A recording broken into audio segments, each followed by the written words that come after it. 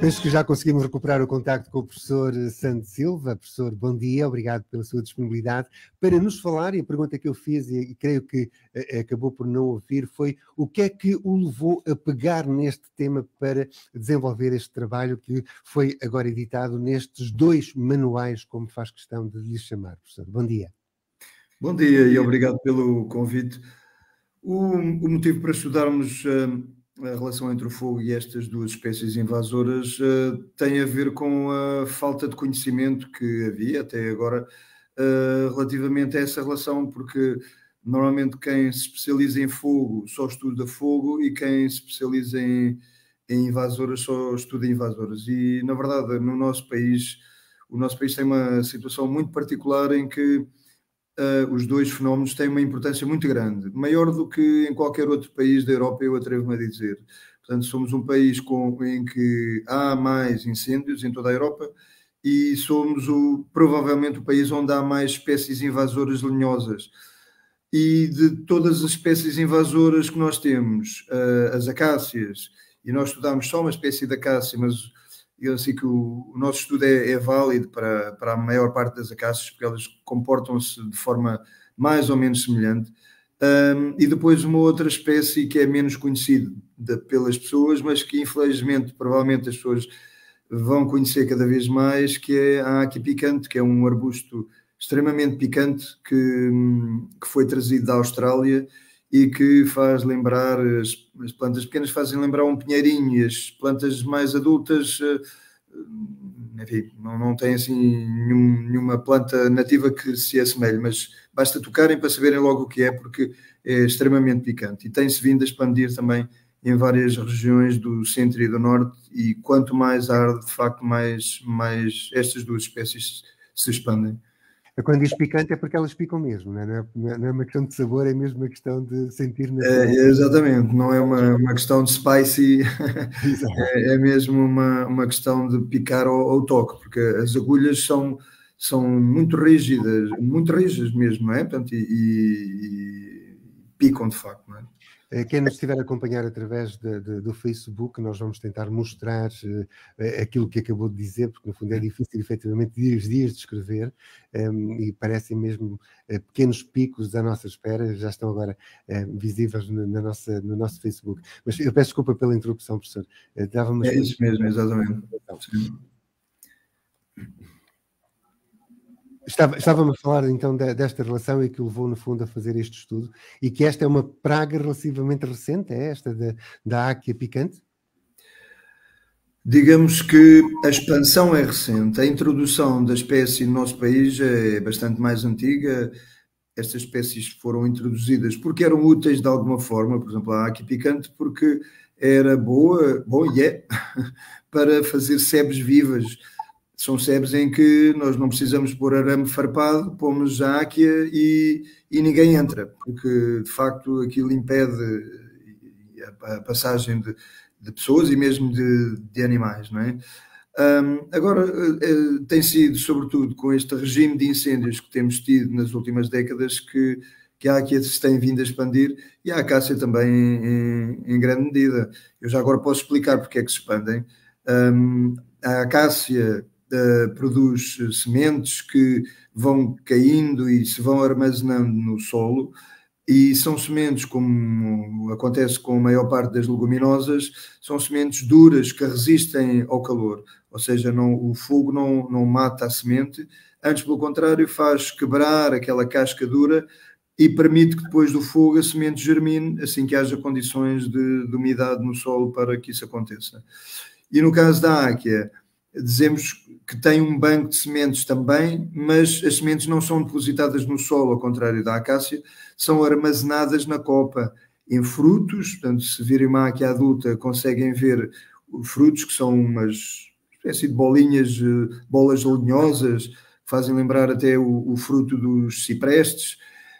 E esses frutos, quando o fogo passa, abrem automaticamente. Portanto, não é automaticamente, portanto, demora alguns dias, mas há um mecanismo que é desencadeado de abertura dos frutos, libertando assim cada fruto 2 sementes aladas. Portanto, tem uma asazinha, e se houver condições favoráveis de relevo e de vento, há autores que apontam para uma dispersão que pode ir até 500 metros.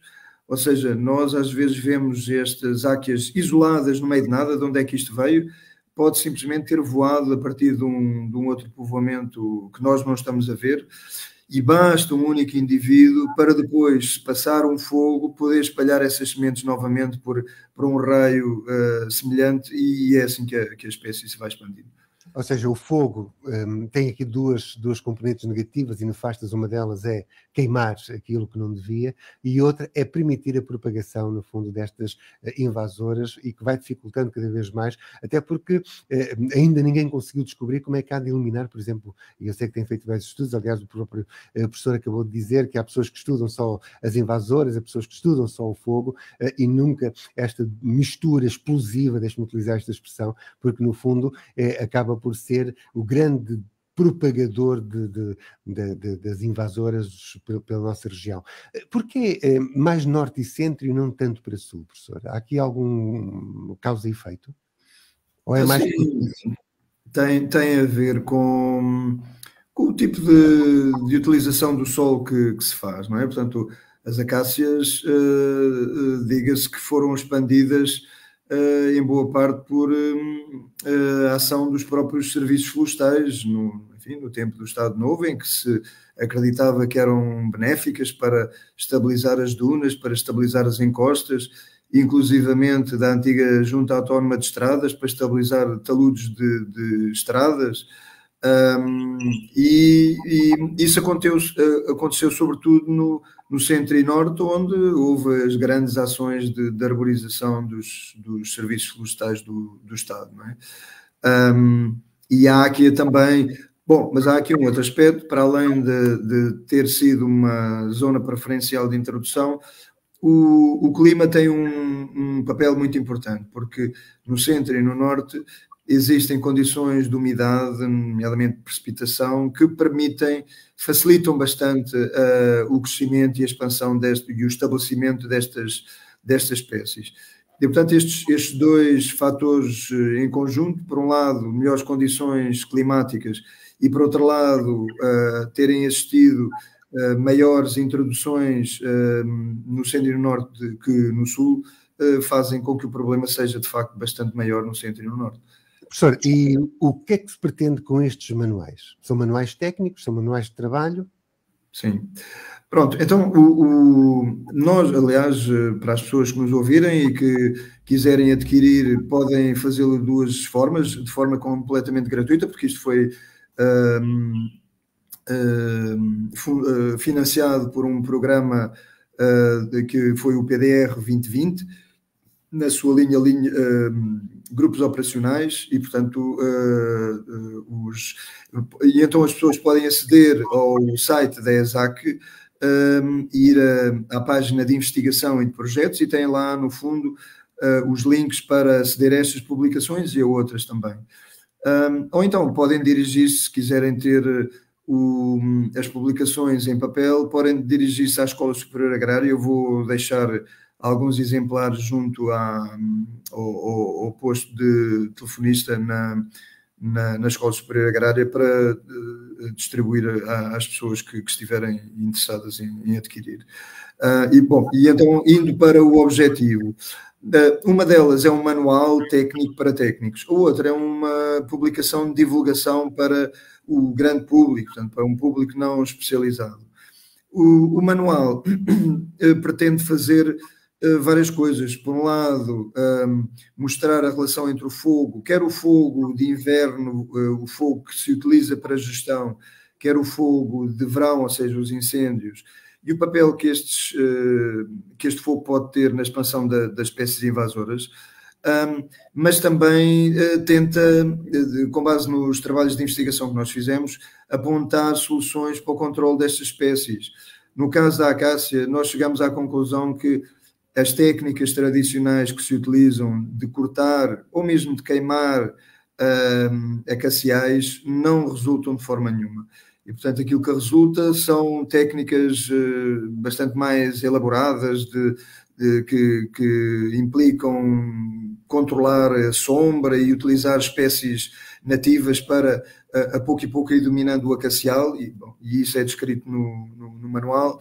No caso da áquia, chegamos a uma conclusão que outras pessoas também já têm chegado no nosso país, de forma empírica. Nós fizemos experiências e estabelecemos parcelas para comprovar isto, que cortando as áquias e queimando, e isto as pessoas que nos estão a ouvir só podem fazer com a ajuda de um técnico credenciado em fogo controlado, e portanto, se dirigirem ao Gabinete Técnico Florestal do seu concelho, o Gabinete Técnico Florestal seguramente que os irá aconselhar, ou então a respectiva Associação Florestal, portanto, é a técnica que de facto resultou muito bem. Portanto, cortando e depois queimando a seguir as áqueas cortadas, normalmente elimina-se de vez o problema e as pessoas podem ter lá outras coisas, outro tipo de floresta, ou agricultura, enfim, outro tipo de utilização do solo que não as áqueas. Fica aqui estas duas notas extremamente importantes, uma para cada um de nós enquanto público, cidadão, mais informativo, mais curioso, e outra para os técnicos, para os profissionais. Deixe-me só colocar aqui uma questão. A acácia, que toda a gente diaboliza, principalmente os produtores florestais, ela não tem qualquer tipo de rentabilidade? As madeiras não são aproveitadas? Bom, a acácia foi, para além daquele papel de estabilização de terrenos, as acácias já foram aproveitadas em Portugal para a obtenção de taninos, que depois eram utilizados em tinturaria e na indústria de cortumes. Hoje em dia isso já não acontece, e nunca se pensou, ou pelo menos não há grandes evidências que se consiga aproveitar o material lenhoso da acácia de forma interessante do ponto de vista económico.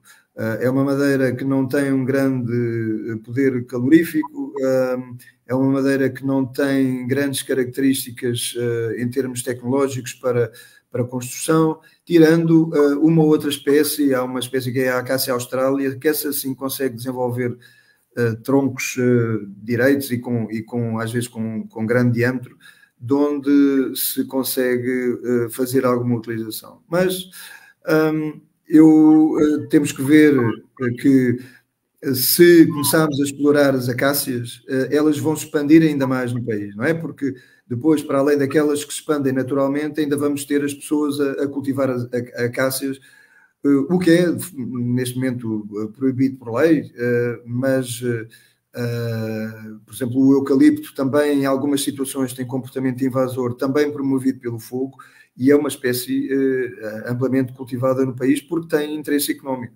Portanto, há que ver aqui a questão do interesse económico, porque frequentemente tem sido o motivo pelo qual algumas destas espécies têm sido expandidas, isto no passado. Entretanto, algumas delas perderam o interesse económico, mas elas continuam por cá a causar problemas. Fica aqui esta nota, esta sensibilização e principalmente a informação de que existem estes dois manuais feitos pela equipa de investigação do professor Joaquim Santos Silva, na ESAC, da Escola Superior Agrária de Coimbra, e que vai ajudar seguramente a quem lida com estas temáticas, nomeadamente com a floresta e também com o fogo, para tentar perceber este fenómeno, porque evitar vai ser difícil, não é, professor? São coisas que o homem, mesmo conhecendo o que provoca e as consequências, muito dificilmente conseguirá evitar que estas invasoras continuem a fazer o seu trabalho mal. Há aqui um problema grande de falta de conhecimento, não é? Portanto, normalmente as pessoas acham que percebem e então fazem coisas que não dão bons resultados, não é? Mas a verdade é que é possível controlar estas espécies desde que utilizando soluções adequadas e que haja bom aconselhamento técnico. No caso da áquia, já dei a solução, é relativamente simples de descrever.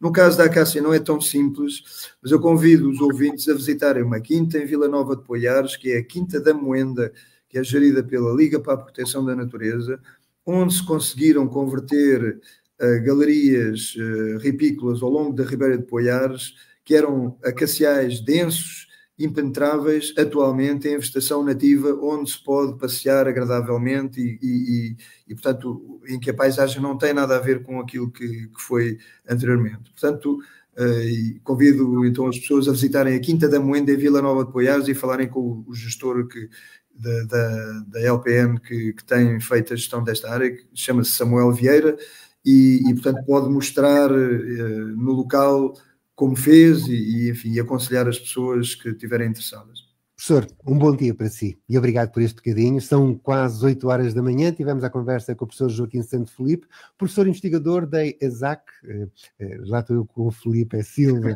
Joaquim Santo Silva, peço desculpa, professor investigador da ESAC e IPC, a falarmos deste trabalho que desenvolveu para tentarmos entender a relação entre o fogo e as invasoras. Está com a Regional, este é o Regional Rural desta quarta-feira, dia 29 de novembro de 2023. Bom dia! Está a ouvir o Regional Rural. Revision. Revision é um fungicida triazol revolucionário para o tratamento de doenças em vinha, brunóideas e milho. Este produto vem inaugurar uma nova geração de fungicidas triazóis, protegendo a sua cultura ao mais alto nível com o Revisol. Uma substância ativa inovadora com uma propriedade única, o FlexiPower. Mais informação em BASF.